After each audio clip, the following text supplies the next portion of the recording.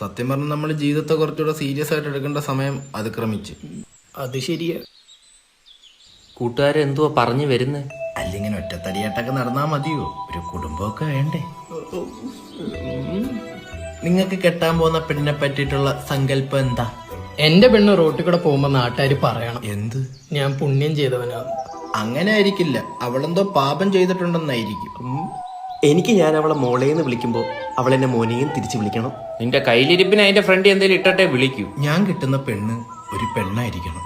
കാലം കുറെ പുരോഗമിച്ചോണ്ടേ ഒന്നും പറയാൻ പറ്റൂലേ. ഞാൻ ജോലിക്ക് പോയിട്ട് വരുമ്പം അല്ല, എന്താണ് ജോലി? സ്റ്റോപ്പ്. ജോലിക്ക് പോയിട്ട് വരുമ്പം അവൾ എന്നെ കാണുമ്പോ ഓടി വരണം. എന്നാ നീ ഒരു പട്ടിയെ വാങ്ങിച്ച് കെട്ടറ. അതാകുമ്പോ ഓടി വരെയും ചെയ്യും, രണ്ട് നക്ക് നക്കുകയും ചെയ്യും, വേണേ ദേഹത്തൊന്ന് മുള്ളിയും തരും. ഇങ്ങോട്ടോ. ഞാൻ കെട്ടുന്ന പെണ്ണിന് ഇത്തിരി ചന്തം കുറവാണേലും അവളെനിക്ക് സുന്ദരിയായിരിക്കും. മാപ്പിളപ്പാട്ടും കേട്ടിരിക്കുക പുയ്യാപ്പിള ദുരന്തം. ഞാനിങ്ങനെ കട്ടിലിൽ കിടക്കുമ്പോ ഇങ്ങനെ